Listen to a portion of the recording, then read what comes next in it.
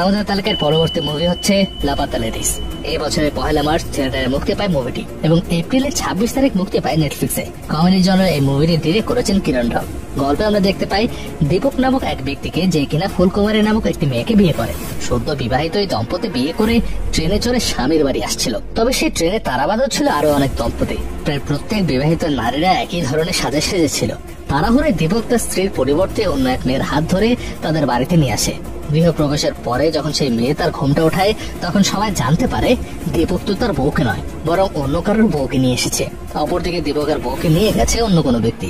এরকম আজগুবি পরিস্থিতিতে তারা কি করে, তাই নিয়ে মূলত এই মুভিটি। অন্যরকম গল্পের এই মুভিটি আপনার ক্ষণে ক্ষণে হাসানোর পাশাপাশি তুলে ধরবে আমাদের সমাজের চলমান নানা অসঙ্গতিকে।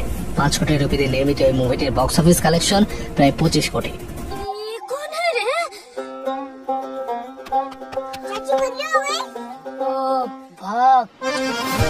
सर, ये हमारा दोस्त है दीपक कुमार।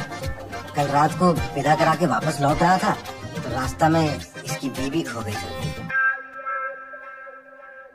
कैसे हुए?